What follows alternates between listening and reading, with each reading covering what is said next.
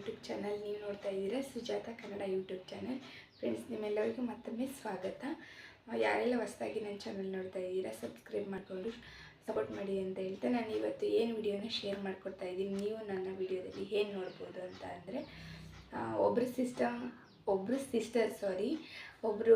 Sister ನನಗೆ DM ಮಾಡಿ ಕೇಳಿದ್ದಾರೆ, ನಿಮಗೆ ಒಂದು ಗಂಡು ಮಗು ಹೆಣ್ಮಗು ಇದೆ ಅಂತ ಹೇಳಿದ್ದೀರಾ ಅಲ್ವಾ, ಗಂಡು ಮಗು ನಿಮ್ಮ ಪ್ರೆಗ್ನೆಂಟಲ್ಲಿ, ಹೆಣ್ಮಗು ಪ್ರೆಗ್ನೆಂಟಲ್ಲಿ ಗಂಡು ಮಗು ಪ್ರೆಗ್ನೆಂಟಲ್ಲಿ ಏನು ಡಿಫ್ರೆನ್ಸ್ ಇತ್ತು ಅಂತ ಕೇಳಿದ್ದಾರೆ. ಅಂದರೆ ನನ್ನ ಪ್ರೆಗ್ನೆನ್ಸಿ ಜರ್ನಿಯಲ್ಲಿ ಬಾಯ್ ಬೇಬಿಗೂ ಗರ್ಲ್ ಬೇಬಿಗೂ ಯಾವ್ಯಾವ ಥರ ಡಿಫ್ರೆನ್ಸ್ ಇತ್ತು ಶೇರ್ ಮಾಡ್ಕೊಳ್ಳಿ ಸಿಸ್ಟರ್, ವಿಡಿಯೋ ಮಾಡಿ ಯೂಟ್ಯೂಬಲ್ಲಿ ಶೇರ್ ಮಾಡ್ಕೊಳ್ಳಿ ಅಂತ ಕೇಳಿದ್ದಾರೆ. ಸೊ ಇದ್ರ ಬಗ್ಗೆನೇ ವಿಡಿಯೋ ಮಾಡ್ತಾ ಇದ್ದೀನಿ ಇವತ್ತು. ಯಾರೆಲ್ಲ ಹೊಸದಾಗಿ ನನ್ನ ಚಾನಲ್ನ ನೋಡ್ತಾ ಇದ್ದೀರಾ ಸಬ್ಸ್ಕ್ರೈಬ್ ಮಾಡ್ಕೊಂಡು ಸಪೋರ್ಟ್ ಮಾಡಿ, ಫುಲ್ ವಿಡಿಯೋನ ನೋಡಿ, ಸ್ಕಿಪ್. ನನ್ನ ಮಗಳು ಪ್ರೆಗ್ನೆಂಟಲ್ಲಿ ಊಟದ ವಿಷಯಕ್ಕೆ ಬಂದರೆ ನನ್ನ ಗರ್ಲ್ ಬೇಬಿ, ನನ್ನ ಮಗಳ ಪ್ರೆಗ್ನೆಂಟಲ್ಲಿ ಊಟದ ವಿಷಯಕ್ಕೆ ಬಂದರೆ ನಾನು ಜಾಸ್ತಿ ತುಂಬಾ ವಾಮಿಂಟ್ ಇತ್ತು, ಏನು ಊಟನೂ ಸೇರ್ತಾ ಇರಲಿಲ್ಲ. ನನ್ನ ಮಗನ ಪ್ರೆಗ್ನೆಂಟಲ್ಲಿ ಊಟದ ವಿಷಯಕ್ಕೆ ಬಂದರೆ ಎಲ್ಲದನ್ನು ತಿಂತಾಯಿದ್ದೆ, ಜಾಸ್ತಿ ವಾಮಿಂಟ್ ಆಗ್ತಿರಲಿಲ್ಲ. ಸ್ಟಾರ್ಟಿಂಗ್ ಸ್ವಲ್ಪ ವಾಮಿಂಟ್ ಆಯಿತು. ಒಂದು 2 ಮಂತ್ಸು 3 ಮಂತ್ಸಲ್ಲಿ ಸ್ವಲ್ಪ ಸೋಪ್ ಸ್ಮೆಲ್ಲು, ಸೊಪ್ಪು ಸಾಂಬಾರು ಸ್ಮೆಲ್ಲು, ತರಕಾರಿ ಸಾಂಬಾರು ಒಗ್ಗರಣೆ ಸ್ಮೆಲ್ಲು ಆಗ್ತಿರಲಿಲ್ಲ, ತುಂಬಾ ವಾಮಿಂಟ್ ಆಗ್ತಿತ್ತು. ನನ್ನ ಮಗಳು ಪ್ರೆಗ್ನೆಂಟಲ್ಲಿ ಫುಲ್ಲು ಡೆಲಿವರಿವರೆಗೂ ವಾಮಿಂಟ್ ಆಗಿದೆ. ಊಟದ ವಿಷಯದಲ್ಲಿ ಏನೂ ಸೇರ್ತಿರಲಿಲ್ಲ. ನನ್ನ ಮಗನ ಪ್ರೆಗ್ನೆಂಟಲ್ಲಿ ತುಂಬ ನಾನ್ ವೆಜ್ ತಿಂತಾಯಿದ್ದೆ, ಚೆನ್ನಾಗಿ ಊಟ ಸೇರ್ತಿತ್ತು, ಎಲ್ಲ ಊಟನೂ ಮಾಡ್ತಿದ್ದೆ, ಆಯಿತಾ. ನೆಕ್ಸ್ಟ್ ಸೆಕೆಂಡ್ ಸ್ಟೆಪ್ಪಿಗೆ ಬಂದರೆ ಏನೇನು ತುಂಬಾ ಅಂದರೆ ಇದು ಮಲಗೋದು. ಸೆಕೆಂಡ್ ಸ್ಟೆಪ್ ಬಂದರೆ ಮಲಗೋ ವಿಷಯದಲ್ಲಿ ಬಂದರೆ, ನನ್ನ ಮಗಳು ಪ್ರೆಗ್ನೆಂಟಲ್ಲಿ ಜಾಸ್ತಿ ನಾನು ರೈಟ್ ಸೈಡ್ ಮಲಗ್ತಿದ್ದೆ. ನನ್ನ ಮಗನ ಬಾಯ್ ಬೇಬಿ ಪ್ರೆಗ್ನೆಂಟಲ್ಲಿ ನಾನು ಜಾಸ್ತಿ ಲೆಫ್ಟ್ ಸೈಡ್ ಮಲಗ್ತಿದ್ದೆ, ಜಾಸ್ತಿ ಲೆಫ್ಟಿಗೆ ಮಲಗಬೇಕು ಅನ್ಸೋದು. ಇದು ಸೆಕೆಂಡ್ ಪಾಯಿಂಟ್ ಆಯಿತು. ಥರ್ಡ್ ಪಾಯಿಂಟು ಮೂರನೇ ಪಾಯಿಂಟಿಗೆ ಬಂದರೆ, ನನ್ನ ಮಗಳ ಪ್ರೆಗ್ನೆಂಟಲ್ಲಿ ನನಗೆ ಹೊಟ್ಟೆ ಮೇಲ್ಗಡೆ ಇತ್ತು, ಹೊಟ್ಟೆ ಇತ್ತು. ನನ್ನ ಮಗಳ ಪ್ರೆಗ್ನೆಂಟಲ್ಲಿ ಮೇಲ್ಗಡೆ ಹೊಟ್ಟೆ ಇತ್ತು, ನನ್ನ ಮಗನ ಪ್ರೆಗ್ನೆಂಟಲ್ಲಿ ಕೆಳಗಡೆ ಹೊಟ್ಟೆ ಇತ್ತು, ಜಾಸ್ತಿ ಹೊಟ್ಟೆ ಕಾಣಿಸ್ತಿರ್ಲಿಲ್ಲ. ನನ್ನ ಮಗಳಿಗೂ ಹೊಟ್ಟೆ ಕಾಣಿಸ್ತಿರ್ಲಿಲ್ಲ. ಇವನಿಗೂ ನನಗೆ 7 ಮಂತ್ಗೆ ಡೆಲಿವರಿ ಆಯಿತಲ್ವ, ವೆಯ್ಟ್ ಕೂಡ ತುಂಬ ಕಡಿಮೆ ಇದ್ದ. ಸೊ ಹಂಗಾಗಿ ಊಟನ ನಾನು 2 ಮಂತ್ಸ್ ವಾಮಿಟಿಂಗ್ ಇತ್ತು. ಮತ್ತು ನನಗೆ ಈಗಲೇ ನನಗೆ ಪ್ರೆಗ್ನೆನ್ಸಿ ಬೇಡ ಅನ್ನೋ ಪ್ಲ್ಯಾನಿಂಗಲ್ಲಿ ಇದ್ವಿ, ಅದು ಆಯಿತು. ನೆಕ್ಸ್ಟು ಅಷ್ಟೇ, ನನಗೆ ಊಟ ಏನೂ ತಿಂತಾ ಇರಲಿಲ್ಲ ನಾನು, ಅಂದರೆ ಬೇಡ ಅಂತ ಪ್ಲ್ಯಾನಿಂಗ್ ಮಾಡ್ಕೊಂಡಿದ್ವಿ, ಆಯಿತು ಅಂತ ಹೇಳ್ಬಿಟ್ಟು. ಅದೊಂದೇ, ಊಟ ಸರಿಯಾಗಿ ತಿಂತಿರಲಿಲ್ಲ, ಒಂದು ವೆಯ್ಟ್ ಕಡಿಮೆ ಇತ್ತು, ಹೊಟ್ಟೆ ಕಾಣಿಸ್ತಿರಲಿಲ್ಲ, ಕೆಳಗಡೆ ಹೊಟ್ಟೆ ಇತ್ತು ಬಾಯ್ ಬೇಬಿಗೆ, ನನ್ನ ಮಗನ ಪ್ರೆಗ್ನೆಂಟಲ್ಲಿ. ನೆಕ್ಸ್ಟು ಪಾಯಿಂಟಿಗೆ ಬಂದರೆ, ನನ್ನ ಮಗಳಂದ್ರಲ್ಲಿ 2 ಚೆಸ್ಟು ಸೇಮ್ ಇದ್ದು. ನನ್ನ ಮಗನ ಪ್ರೆಗ್ನೆಂಟಲ್ಲಿ left side chest full heavy, ಸ್ವಲ್ಪ ರೈಟ್ ಸೈಡ್ ಚೆಸ್ಟ್ಗಿಂತ ಲೆಫ್ಟ್ ಸೈಡ್ ಚೆಸ್ಟು ಸ್ವಲ್ಪ ವೆಯ್ಟ್ ಜಾಸ್ತಿ ಆಗಿತ್ತು, ಓಕೆನಾ. ಇದೊಂದು ಪಾಯಿಂಟು.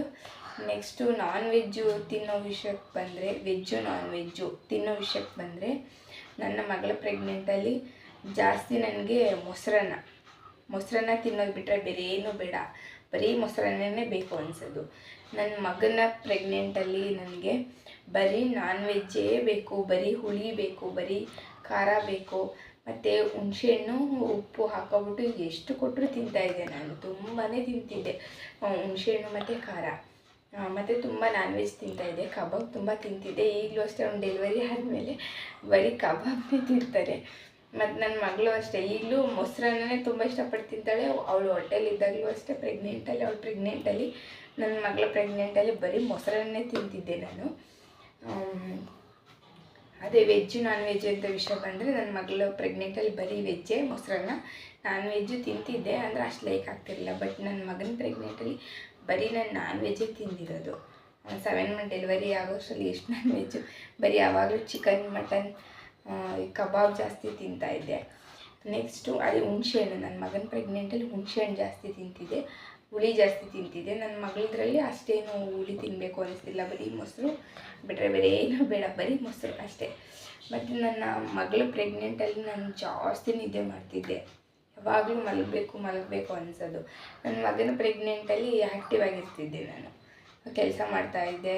ಮತ್ತು ಏನಾದರೂ ಕ್ರಿಯೇಟಿವ್ ಆಗಿ ಫೋಟೋಸ್ ನಾನು ಆವಾಗ ಇಲ್ಲಿ ಹಾಕಿದ್ದೀನಿ, ಇದು ಈ ಥರದ್ದು ಪೀಸು ಸಾಕು, ಓಕೆ. ಆ ಥರದ್ದು ಪೀಸು ಮನೇಲೇ ಪೀಸ್ ಕೊಡ್ತಾಯಿದ್ರು, ಆ ಥರದ್ದು ಮೆಟೀರಿಯಲ್ ಕೊಡ್ತಾಯಿದ್ರು. ಅದನ್ನು ರೆಡಿ ಮಾಡಿಬಿಟ್ಟು ಅದು ರೌಂಡ್ ಸರ್ಕಲ್ ಇದೆ ನೋಡಿ, ಅದನ್ನು ಕೊಡ್ತಾಯಿದ್ರು ನಮಗೆ.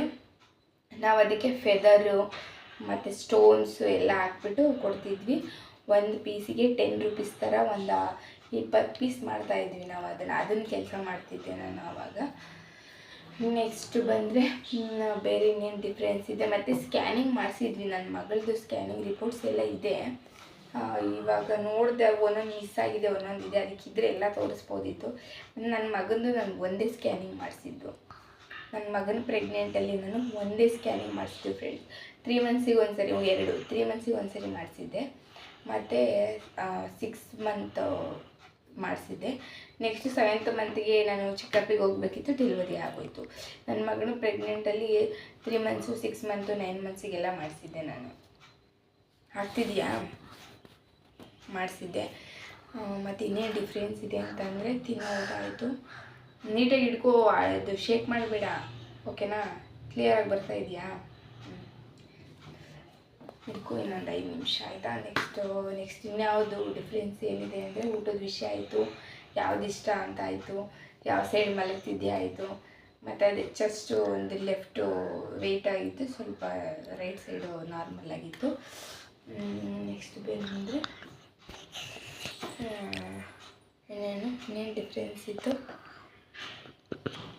ಜಾಸ್ತಿ. ಅದೇ ನನ್ನ ಮಗಳ ಪ್ರೆಗ್ನೆಂಟಲ್ಲಿ ಜಾಸ್ತಿ ಮಲಗಬೇಕು ಅನ್ನಿಸ್ತಿತ್ತು.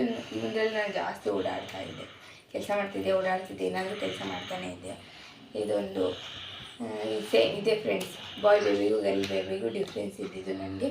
ನನ್ನ ಮಗಳ ಪ್ರೆಗ್ನೆಂಟಲ್ಲಿ ಕೆಳಗಡೆ ಹೊಟ್ಟೆ ಇತ್ತು, ಸಾರಿ ನನ್ನ ಮಗಳ ಪ್ರೆಗ್ನೆಂಟಲ್ಲಿ ಮೇಲೆ ಹೊಟ್ಟೆ ಇತ್ತು, ನನ್ನ ಮಗನ ಪ್ರೆಗ್ನೆಂಟಲ್ಲಿ ಕೆಳಗಡೆ ಹೊಟ್ಟೆ ಇತ್ತು.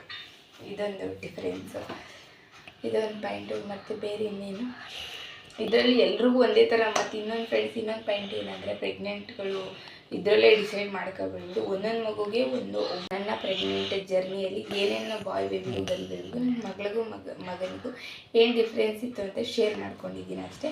ಬಟ್ ಬೇರೆ ಒಬ್ಬೊಬ್ರಿಗೆ ಒಂದೊಂದು ಥರ ಸಿಂಟಮ್ಸ್ ಇರುತ್ತೆ, ಚೇಂಜಸ್ ಇರುತ್ತೆ, ಎಲ್ಲರಿಗೂ ಒಂದೇ ಥರ ಇರಲ್ಲ. ಮತ್ತು ನೆಕ್ಸ್ಟು ಇನ್ನೊಂದು ಪಾಯಿಂಟ್ ಏನೋ ನೆನೆಸ್ಕೊಂಡೆ, ಮರ್ತೈತಲ್ಲಪ್ಪ ಈಗ. ಆಮೇಲೆ ಇನ್ನೊಂದು ನನ್ನ ಮಗಳದ್ರಲ್ಲಿ ನಾನು ತುಂಬ ಕಲರ್ ಚೆನ್ನಾಗಿದೆ, ಕಲರ್ ಆಗಿದೆ. ಬ್ಲ್ಯಾಕು ವೈಟು ಆಗೋದು ಏನೂ ಇರಲಿಲ್ಲ. ನನ್ನ ಮಗನದ್ರಲ್ಲಿ ಅವನದ್ರಲ್ಲಿ ಅಷ್ಟೇ ನಾನು ಸೇಮ್ ಒಂದೇ ಥರ ಇದ್ದೆ.